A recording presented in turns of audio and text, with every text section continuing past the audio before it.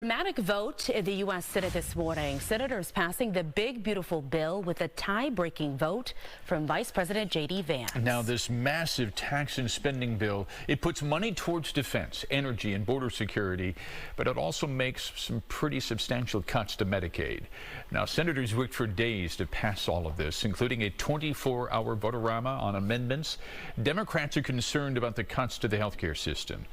Well, the president, of course, is happy with the outcome. I think it's going to do very well in the House. We'll see how that works out, but it looks like it's ahead of schedule. It represents the largest cut to Medicaid in American history. Children will be hurt. Families will be hurt. Women will be hurt. Seniors will be hurt. Everyday Americans with disabilities will be hurt. And a new poll from Quinnipiac University shows that more than half of Americans oppose the president's spending plan. However, they're split on the Medicaid requirement, with 47% supporting the measure and 46% opposing it. Televangelist Jimmy Swaggart, who became a household name before a series of prostitution scandals, has died. Swaggart built a multi-million-dollar ministry, through televised sermons and highly attended crusades. Now, his career declined in 1988 when he was caught on camera with a prostitute in New Orleans. A cause for his death has not been given. He was 90 years old. The White House is getting ready to welcome Israeli Prime Minister Benjamin Netanyahu next week. This will be the Prime Minister's third visit to the White House. And it comes as the Trump administration works on securing a ceasefire agreement between Israel and Hamas to end the war in Gaza. Greg Palcott has more from Tel Aviv tonight. We're going to talk about Gaza. President Trump will host Israeli Prime Minister Benjamin Netanyahu at the White House next week. The president hoping to broker a hostage release and ceasefire agreement to end the war in Gaza between Israel and Hamas.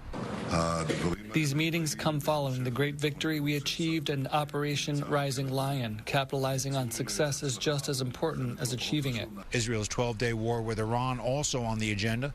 Both leaders expected to push back on skeptics who question the amount of damage done by U.S. and Israeli strikes on Iran's nuclear program.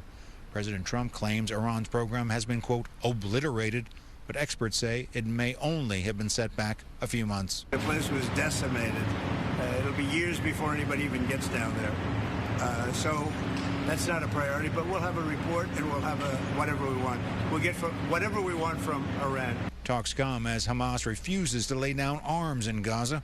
The terror group saying it will only free hostages if Israeli forces back down and leave the area.